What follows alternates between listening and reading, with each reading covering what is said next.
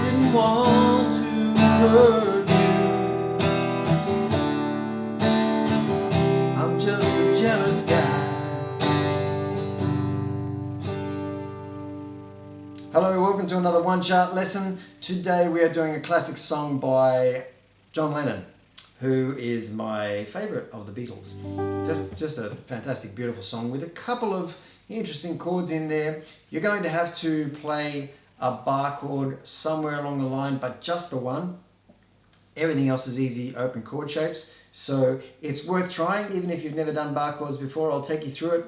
You'll be able to play this one by the end of this lesson, I guarantee it. If we put a capo on, we can probably make these chords a little bit different, but you're always going to come across a tricky bit somewhere along the line just because of these little changes and runs that John Lennon put in this song. So we're going to do it in the original key, G. The chart is very straightforward. Please download it on the link below, and I'm going to take you through that chart from start to finish. It's quite simple, but there are just a couple of things that I need to explain as we go through. And so let's get started. So the chords we're going to need are written across the top of your chart. There's G, there's E minor, there's D, a D7, which is, I like to think of it as the D pointing in the opposite direction. E minor 6. Now an E minor 6 is an E minor with the second fret of the B string added. So you're adding that C sharp note, which makes that an E minor 6. Very interesting sounding chord. Followed by a C, also a D minor 7, which is kind of like the last three notes of an F chord, but with an open D string on the bottom.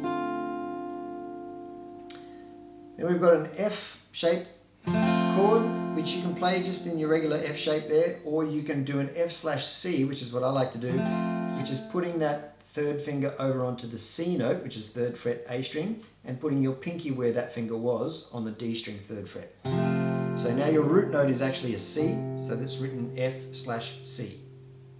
I guess it's not your root note, it's your bass note, if that makes sense.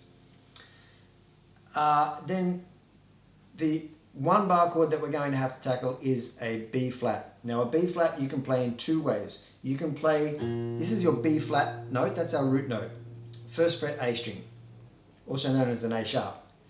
You can play an A shaped bar chord here on the first fret, like that. That's your B flat.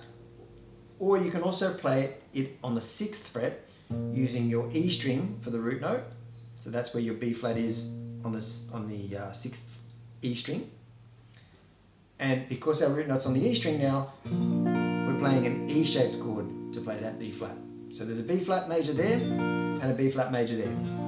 If I don't say major, it just is implied. So B flat is a B flat major. An F is an F major. An A is an A major. If we don't say anything else, it's assumed that it's a major.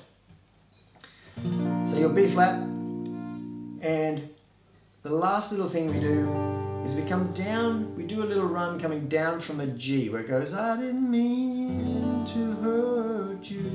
So we go G, and I like to play a G with my two fingers on the B and E strings there. And it makes this next chord a little bit easier as well, because all we do is we move our first finger over onto the F sharp, 2nd fret E string, and our second finger goes to the 2nd fret G string. Now, you can keep that pinky on the E string 3rd fret if you like, or you can lift it off and make it open. We don't really emphasize this top E string in this chord. This is known as a D/F sharp, but if you do this and just lift these bottom two fingers off your G chord and put your first finger on the F sharp, that is also known as a G/F sharp. So D/F sharp, which means a D chord with an F sharp on the bottom, or a G/F sharp, which means an F sharp on the bottom of a G. Very, very similar sounding chords. You'll find one probably more comfortable than the other. Play that one, they both sound good. I didn't want to hurt you, down to E minor D. I'm just a jealous guy. So let's go through the chart. G, E minor, D, 2, 3, then D7, and my heart was beating fast, E minor. Now comes the E minor 6. I began to lose control. Back to E minor. I began to lose. Now to C. We move into the chorus. G, D minor 7, C. Now when we go to the D, there, it kind of comes on an upbeat. So if you catch it on an up strum, and I'll walk you through a strumming pattern in a minute for this. If you catch that D on like the 2 and, so it's C, 2, and 4, C, and 2, and 3, and. So catch it on the 3 and.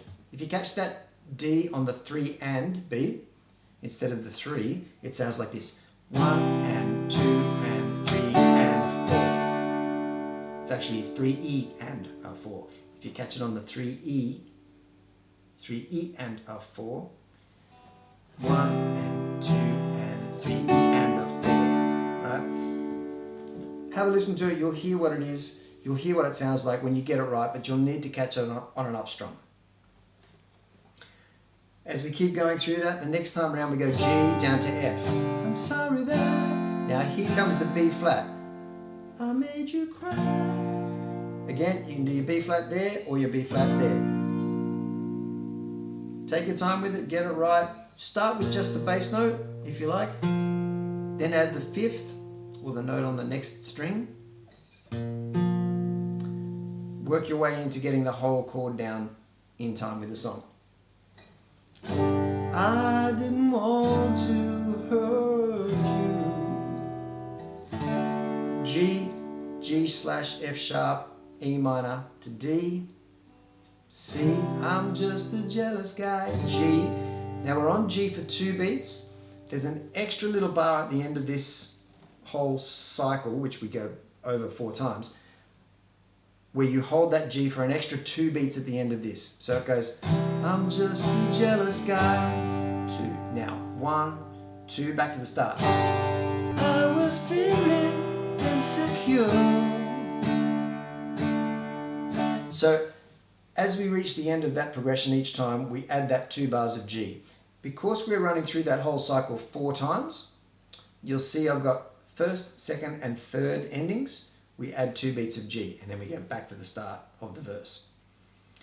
The 4th time through, we slip down to the very last line and just wrap it up with a I'm just a jealous guy. Watch out, I'm just a jealous guy.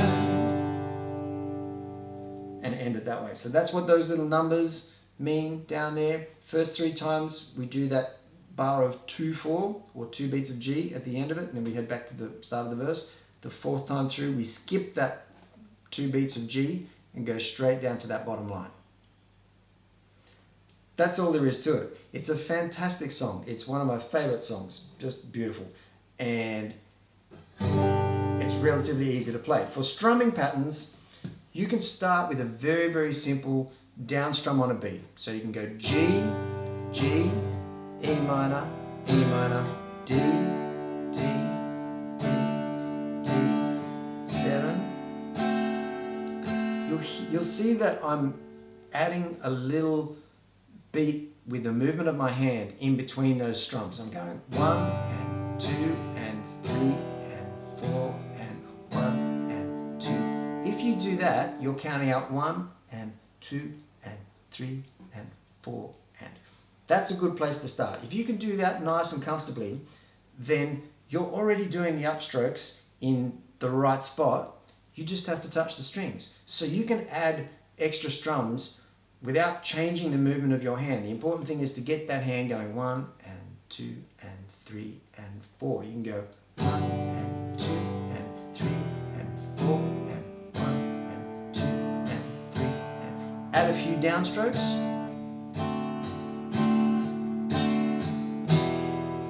But you're already doing the upstrokes.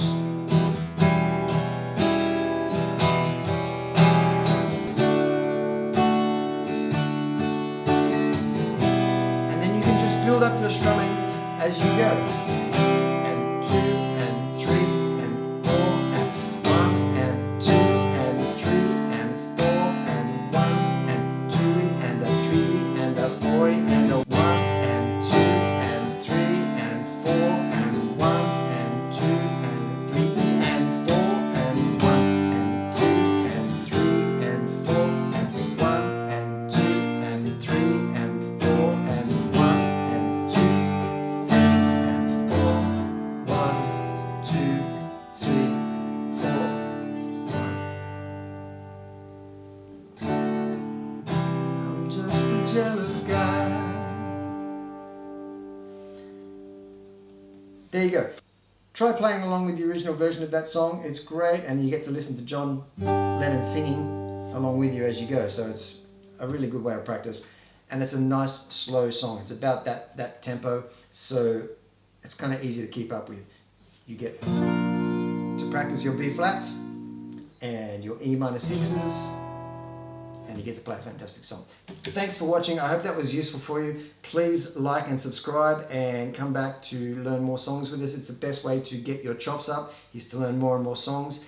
Download your one charts, have them sitting in front of you, keep them in a folder, practice them away from the screen if you can. That way the music starts to come alive and you start to memorize it and play it like a musician.